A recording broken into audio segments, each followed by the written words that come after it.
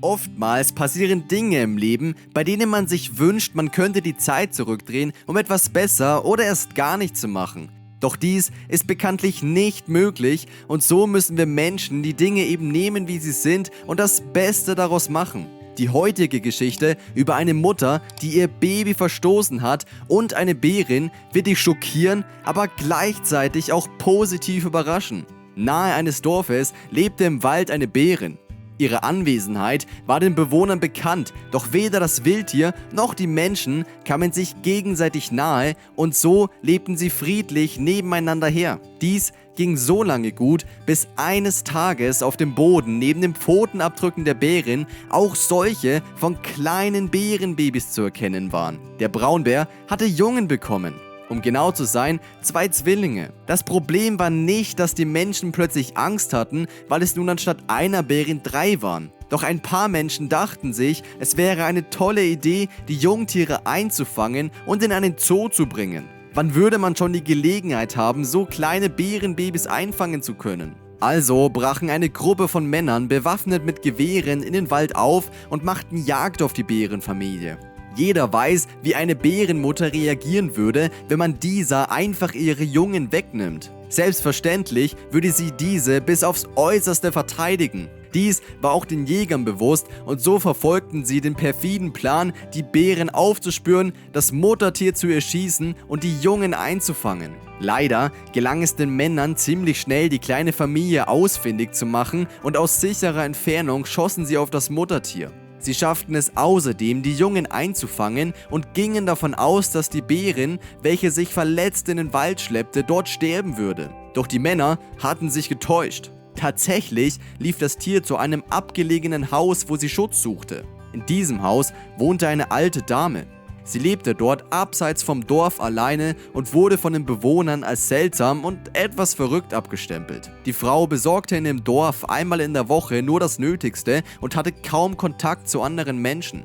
Als sie an diesem Tag die verletzte Bärin sah, war sie entsetzt, wer so etwas mit dem bisher so friedlichen Tier machen konnte. Obwohl die Bärin gerade erst von Menschen fast umgebracht wurde, ließ sie sich von der alten Frau behandeln. Sie spürte, dass sie anders war und ihr helfen würde. Die Frau pflegte die Bärin, versorgte ihre Wunden und gab ihr etwas zu essen und zu trinken. Als sie später wieder voll ins Genesen war, machte sie sich auf in die Wildnis. Doch seit diesem Tag kam die Bärin immer wieder zurück und schaute, wie es ihrer Retterin ging. Diese hatte meistens auch irgendwelche Leckereien für das Wildtier. Mal ein Stück Brot oder an manchen Tagen sogar etwas Fleisch. Einige Jahre nachdem die Jungen von der Bärin weggenommen und in einen Zoo gebracht wurden, erhielt eine Frau von ihrem Arzt eine folgenschwere Nachricht. Während die meisten Mädchen bei solch einer Botschaft ihr Glück gar nicht mehr fassen können, war es für diese Frau eine der schlimmsten Nachrichten ihres Lebens.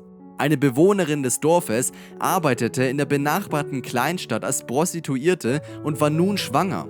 Sie fiel aus allen Wolken, als sie das erfuhr, denn weder wollte sie ein Kind, noch wusste sie, wer der Vater war. Ihr Arzt erklärte, dass es für eine Abtreibung bereits zu spät war, da das Baby in ihrem Bauch schon zu weit entwickelt war. Der Frau blieb also nichts anderes übrig, als das Kind zu gebären. Dies geschah einige Zeit später auch, doch was die Frau dann tat, ist einfach nur schockierend. Denn anstatt das Baby zu behalten oder zur Adoption freizugeben, warf sie ein Neugeborenes noch am selben Tag einfach lebendig in einen Müllcontainer. In der darauffolgenden Nacht war die Bärin nahe der Siedlung unterwegs und als sie unter menschlichem Müll nach Nahrung suchte, stieß sie schließlich auf das kleine Baby. Es lag hilflos und komplett alleine unter all dem Müll und drohte zu verhungern und zu erfrieren. Nach ihrem mütterlichen Instinkt nahm die Bärin das Baby vorsichtig eine Windel ins Maul und trug es in den Wald. Doch nicht irgendwohin. Die Bärin hatte ein ganz bestimmtes Ziel.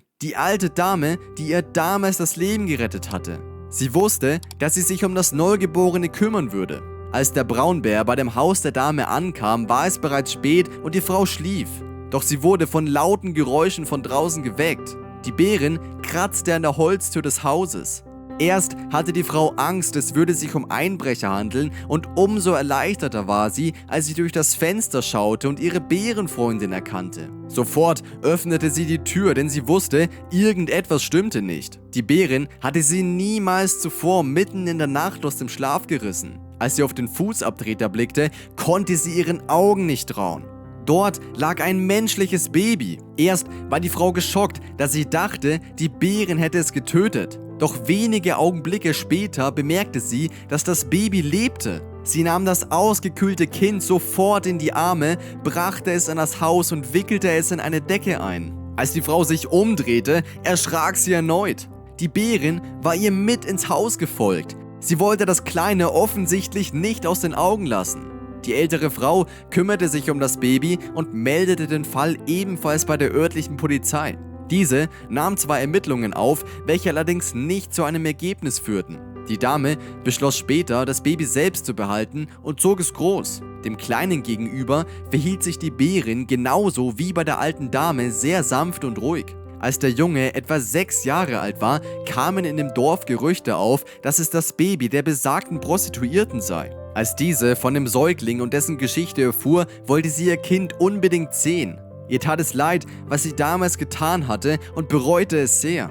Doch die ältere Frau verbot ihr zunächst den Kontakt. Erst einige Zeit später, als die Mutter bei strömendem Regen fast den ganzen Tag vor dem Haus der alten Dame ausharrte, ließ die Frau die ehemalige Prostituierte herein. Nach einiger Zeit bat die Mutter des Kindes die alte Dame und ihren Sohn um Vergebung. Es dauerte seine Zeit, doch schließlich nahm die Dame die Entschuldigung an. Denn sie dachte, wenn selbst eine Bärin einem Baby das Leben retten kann, obwohl Menschen ihre Jungen wegnahmen und sie selbst fast töteten, konnte sie auch dieser Frau vergeben, die große Reue zeigte. Auch ihr Sohn vergab ihr einige Zeit später ihre Tat. Die Bärin bekam übrigens später noch einmal Nachwuchs. Diesmal wurden ihr die Jungen allerdings nicht weggenommen und sie konnte sie glücklich großziehen. Diese Geschichte zeigt, wie wichtig Vergebung in unserem Leben ist. Wenn du einmal im Leben unfair behandelt wirst, denke an diese Bärenmutter.